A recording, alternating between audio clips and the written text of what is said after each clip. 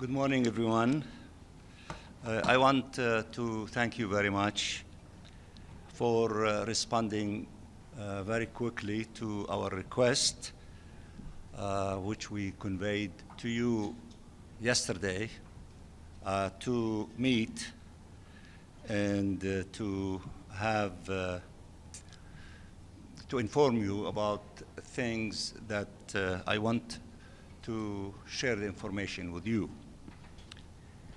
And let me also add that we always appreciate your work and your extensive coverage of the situation as it relates to the Palestinian people and their tragedy and the genocidal war unleashed against them, especially in the Gaza Strip. I want to talk to you about 4 subjects. The first one is related to the efforts in the Security Council to stop the genocide, to stop the war and aggression against our people, and to respond to the global call from everyone for permanent ceasefire. In this connection, in the Security Council, we have support of 14 countries regarding the following subjects: to stop the crime related to famine, which was confirmed for the IPC and the UN, and this crime against humanity need to be condemned, to be stopped, and humanitarian assistance to scale without interruption from Israel, without excuses from Israel to deny the Palestinian people having food, water, medicine in all corners of the globe, which are leading to the death by the hundreds of Palestinian children and civilians. And also to condemn and to demand the reversal of the decision of the Israeli government to unleash massive military force against the Gaza Strip, beginning of not allowing a single person to remain in Gaza City, and to destroy of what is left in Gaza, beginning with the north, in which many reports indicate that 80% of the buildings and the dwellings have been destroyed. They want to finish the 20% and to expel the people from that area to the south, and to make the hell that our people living through even extra hell, so to create the conditions of possibly compromising, the fence or the border between Egypt and Israel. They want to expel the 2 million Palestinians from the Gaza Strip. And the third element, which was also discussed in the Security Council as it relates to illegal settlement campaign, E1 plan, thousands of settlements, pronouncements in the Knesset of annexations of significant portions of the West Bank that might lead to the full annexation of the entire West Bank. We are grateful for the support displayed in the Security Council in the strongest language that we all heard, and the position of the 14 members of the Security Council who stood before you and read a statement that covered all these subjects that I referred to. There is a draft resolution is being under consultation, and we hope that this exercise will come to an end sometime next week, we sincerely hope that it will be adopted, a position by the Council to be adopted. If not, then the resumptions of the 10th emergency session in the General Assembly will be invoked. And that is the second subject that I want to share with you. That possibility, if the Security Council does not shoulder its responsibility to stop all these crimes that I mentioned, related to famine, related to military complete control of all of the Gaza Strip, and the reversal of the illegal settlement activities, including in E1, then we have no choice, but we will be forced to go to the General Assembly so that the General Assembly to shoulder its responsibility. Of course, the resumptions of the 10th emergency session has to be completed before the beginning of the UNGA of the 80th session of the General Assembly. The third item that I want to refer to briefly is the resumptions of the International Conference for the Two-State Solution at the level of the summit, heads of states and government, which has been decided to take place in the afternoon of the 22nd of September. Yesterday, there was a meeting for the Committee on the Exercise of the Inalienable Rights of the Palestinian People, and the representative of France, the Chargé, and representatives of Saudi Arabia came and briefed the committee on the details and the modalities, the initial ones, related to that resumptions of the conference at the level of the summit, in which heads of states and governments will be participating. And of course, there are a lot of details are still under considerations. And once the two co-chairs complete this exercise, we'll share it with member states and obviously will be shared with you. The last item that I want to refer to is related to Palestinian journalists. You know as well as I do, there hasn't been a conflict for the last 100 years and more in which journalists covering such wars that have been killed as we have witnessed as it relates to Gaza. You know that the number is in excess of 245 journalists that have been killed. It is obvious that the Israeli occupying authority do not want independent journalists to document and to report their crimes. There is no explanation other than that for justifying this massive number of journalists being killed almost every day, almost every month, every week. And this tremendous crime against journalists, along with the crimes against humanitarians and staff of the United Nations, especially staff of UNRWA, in which more than 350 have been killed so far while they were carrying their duty or providing humanitarian assistance to civilians, which is their mandate. It is their duty. So to kill those, to deprive the Palestinians from having assistance, to kill journalists is to kill those who would tell the story about these crimes to maximize the pressure against those criminals who are committing these crimes. Now, as it relates to journalists, since they are your colleagues, I know that a number of you are embarking on a campaign.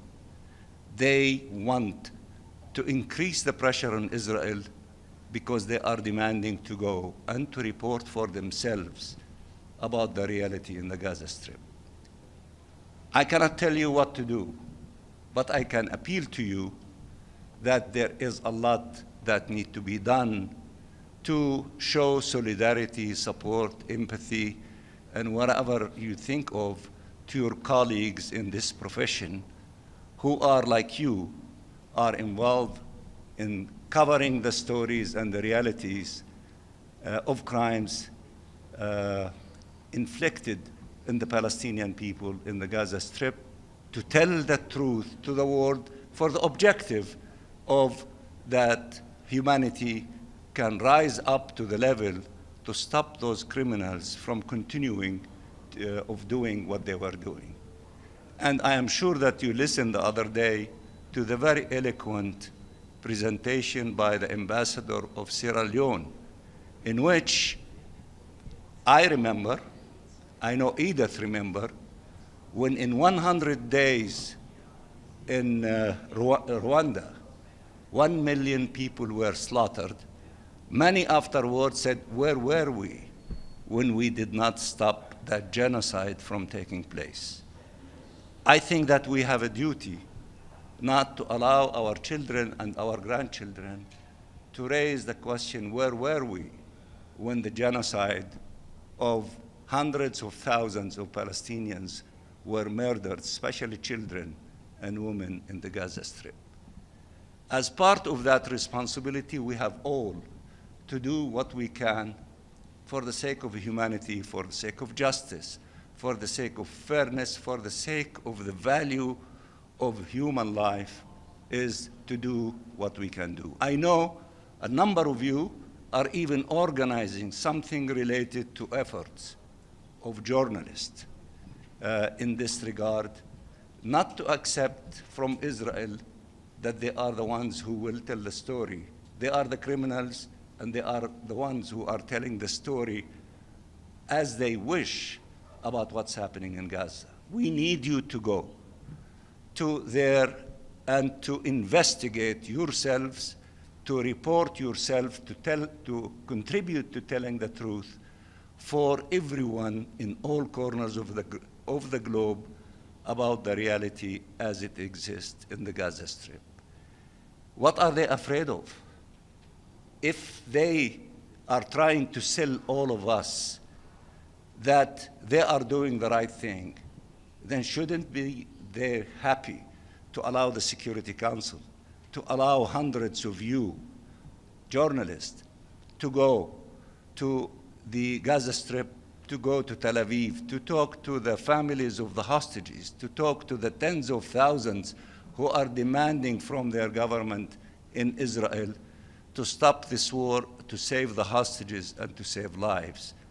If they are not afraid of anything, then why are they blocking all of us from going to investigate the reality? Why are they killing the journalists who are trying to cover the reality of what is really happening in the hospitals, in the tent towns, in all corners of the Gaza Strip, in the places where food is being distributed, and so on and so forth? So I'm not telling you what to do, but I think it is time for all of us, as we diplomats, as myself, trying to move the Security Council to shoulder its responsibility in this regard, to stop this madness, to save lives, and to find a peaceful way to resolve this conflict. And I do the same in the General Assembly, in the Human Rights Council, everywhere. I believe also you have a duty to do your own investigation, to demand that you be allowed to do so, not only to show solidarity and support to your colleagues, Palestinian journalists, but also to report in this situation with a view to contribute to bringing this madness to an end and to save lives. And for the sake of humanity, I believe that is a common duty for all of us. I just wanted to share that with you because I heard that there are a number of well-known journalists who are undertaking that exercise. I urge you to join them.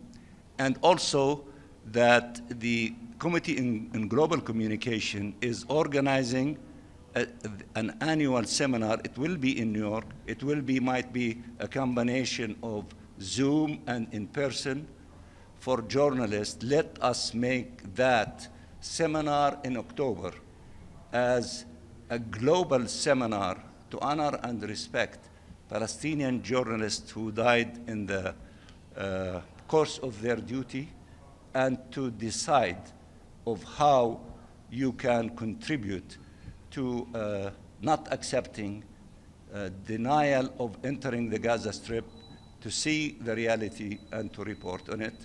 And I trust that you will do what you believe is the right thing. Thank you. Ambassador? Thank you very much, Mr. Ambassador, and thank you for mentioning our colleagues who have been killed in Gaza.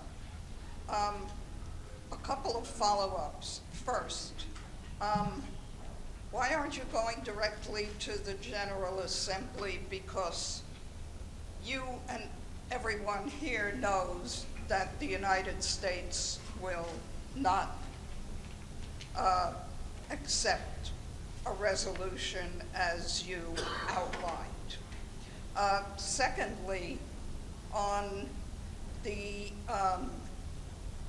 meeting on the 22nd of September, who will be representing the Palestinians, and how many recognitions of a Palestinian state are you expecting?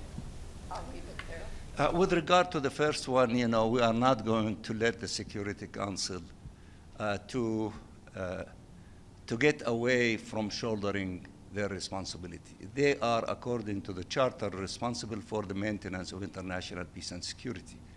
Even if I know that we have 14 votes in favor and one is still not convinced, we have to keep trying with the Security Council.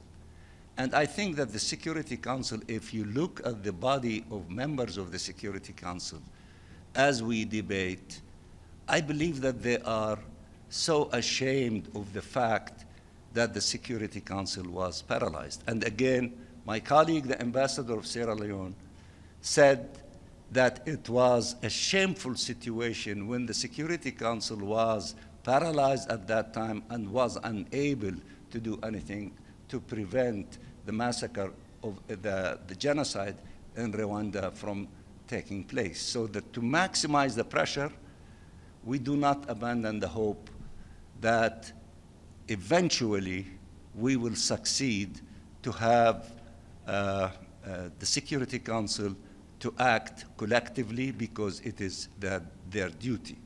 We are very patient. We will not abandon that right that we have to keep knocking on the door of the Security Council and to keep demanding that the Council to act. Of course, the General Assembly, we will go to it, but we are not going to it because we desire to go to it. We will be going to it because the key organ of the UN entrusted with the maintenance of peace and security is failing in shouldering its responsibility, especially when you have 14 members demanding action and one member and that has the power to not allow the Council to act from not going along with them. Then therefore, you go to the General Assembly when the Security Council does not elevate itself to the level of acting where it should be acting. So that this way that we don't appear that we are just only interested in running to the General Assembly, but we are going to it because we have no other choice but to go in that direction. With regard to the 22nd, as far as I know, the head of our delegation is President Mahmoud Abbas, and he is coming to represent the state of Palestine and the Palestinian people in that conference. With regard to how many countries will be recognizing the state of Palestine, it is very possible that maybe around 10 might announce by that time or during that time their intention to invest in peace and saving the two-state solution by taking that step of recognizing the State of Palestine. That will bring us either to 160 or very close to 160, because as of today, we have 149 states that have recognized the State of Palestine. So if we have 10, 11, I don't know how many exactly, that will take that step, then we will be getting very close to 160 states recognizing the State of Palestine, which means for those who are still, the very few who are not convinced yet, how many more do you need from states that do recognize the State of Palestine and do believe in the implementation of the two-states concept, which requires the end of the Israeli illegal occupation, the independence of the State of Palestine, its membership at the UN, to actualize the two-state solution as a reality.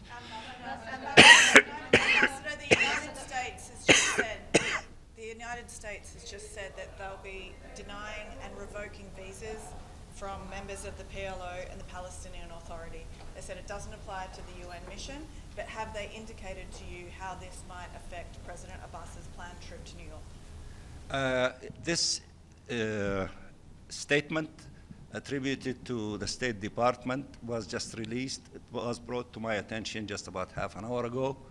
We will see exactly what it means and how it applies to any of our delegation, and we will respond accordingly. Have you applied for a visa for President Abbas yet?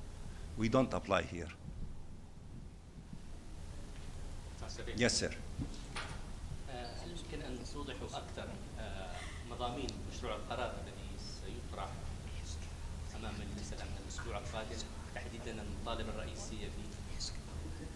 يعني أنت استمعت إلى البيان الذي أدلى به ال14 دولة الأعضاء في مجلس الأمن، ومشروع القرار يعني يحتوي على كثير من تلك العناصر وعناصر أخرى، وهو قيد المفاوضات بين الأعضاء المختلفين بقيادة ال10 الدول المنتخبة، ويعني سنرى قريبا نهاية هذه المفاوضات في الأسبوع القادم، والبت بشأنه في مجلس الأمن قبل الذهاب إلى الجمعية العامة، إن كان هناك في ضرورة للذهاب للجمعية العامة، إلا إذا فاجأنا مجلس الأمن بتحمل مسؤولياته واعتماد قراراً يفرض على إسرائيل الالتزام بالمسائل التي أثيرت في بيانهم المشترك والتي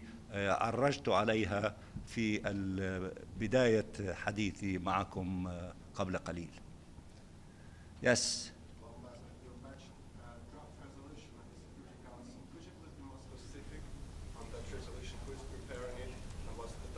The one that those who are preparing it is the E10, the 10 elected members of the Security Council.